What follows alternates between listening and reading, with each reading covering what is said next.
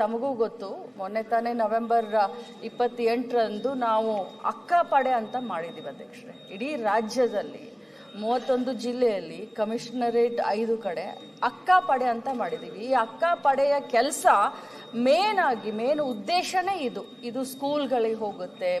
ತಾವು ಹೇಳ್ದ ಹಾಗೆ ರಿಲಿಜನ್ ಏನು ಇರುತ್ತೆ ಅಲ್ಲೂ ಕೂಡ ಇದು ಸುತ್ತಾಗ್ತದೆ.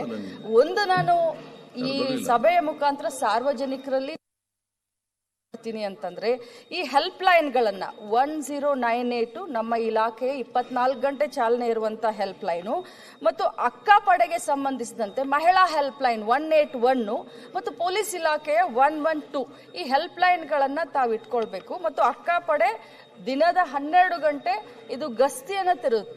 ಪ್ರತಿ ಸಾರ್ವಜನಿಕ ಸ್ಥಳದಲ್ಲಿ, ಸ್ಕೂಲಲ್ಲಿ, ಕಾಲೇಜಿನಲ್ಲಿ ಇದು ಓಡಾಡ್ಕೊಂತಿರುತ್ತೆ. ಇದರಲ್ಲಿ ಬರೀ ಮಹಿಳಾ ಸಿಬ್ಬಂದಿಗಳಿರ್ತಾರೆ, ಪೊಲೀಸರು ಇರ್ತಾರೆ, ಮಹಿಳಾ ಪೊಲೀಸರು ಇಬ್ರು ಇರ್ತಾರೆ. ಹೋಮ್ ಗಾರ್ಡ್ಸ್ನಿಂದ ಒಳ್ಳೆ ಟ್ರೈನಿಂಗ್ ಕೊಟ್ಟು ಅವ್ರಿಗೂ ಕೂಡ 4 ಜನರನ್ನ ನಾವು ರೆಕ್ರೂಟ್ ಮಾಡಿದ್ದೀವಿ ನಮ್ಮ ಇಲಾಖೆಯಿಂದ ಮತ್ತು ಪೊಲೀಸ್ ಇಲಾಖೆಯಿಂದ. ಇದು ಮಹಿಳಾ ಅಕ್ಕಪಡೆ ಅಂತ ನಾವೀಗ ಚಾಲನೆಯಲ್ಲಿ ತಂದಿದ್ದೀವಿ.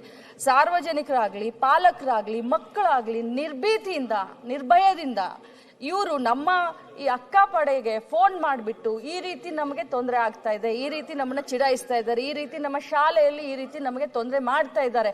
ಯಾಕಂತಂದ್ರೆ ದೌರ್ಜನ್ಯಗಳು ಒಂದೇ ದಿನಕ್ಕೆ ಆಗೋದಿಲ್ಲ. ಆ ದೌರ್ಜನ್ಯಗಳಾಗಬೇಕಾದ್ರೆ ಅದಕ್ಕೆ ಏನಾದರೂ ಒಂದಿನನೋ 2 ದಿನನೋ 3 ದಿನ ಒಂದು ಸ್ವಲ್ಪ ಸಿಗ್ನಲ್ಸ್ಗಳು ಇರ್ತವೆ.